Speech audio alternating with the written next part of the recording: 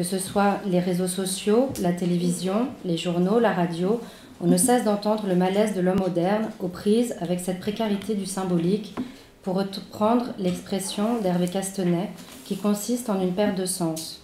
L'actualité quotidienne, au travers des faits de manifestation, de revendication, nous témoigne ainsi du délitement du tissu social que le travail permettait jusqu'alors, entre autres, de promouvoir.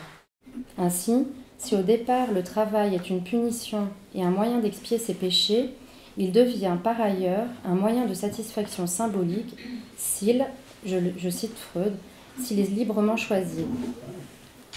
Mais Freud rappelle aussi en 1930, je le cite, « Cependant le travail, en tant que voie vers le bonheur, est peu apprécié par les hommes. » Alors qu'est-ce qui fait souffrir? La souffrance au travail. Qu'est-ce qui est au travail et qui fait souffrance? Souffrance au travail à entendre sous sa double acception qui pose le travail comme locus dans lequel s'exprime cette souffrance, mais aussi dans sa forme active comme souffrance qui met au travail si l'être accepte notre proposition d'associer librement ses pensées.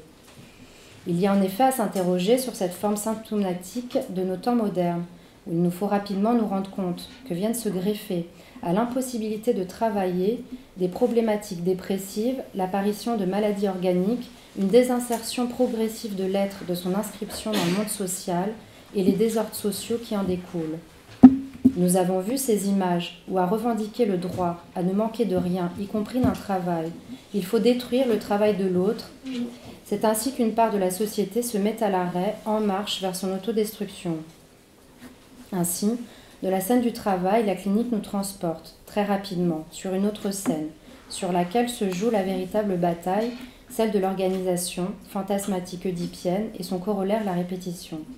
N'en déplaise à ceux qui veulent la mort d'Oedipe, nos oreilles n'entendent que son actualité et son implacable destin. Derrière les empêchements, les ratés, les relations professionnelles qui dégénèrent, se cache une vérité qui tend et est en attente de se faire reconnaître, en lien avec les figures oedipiennes.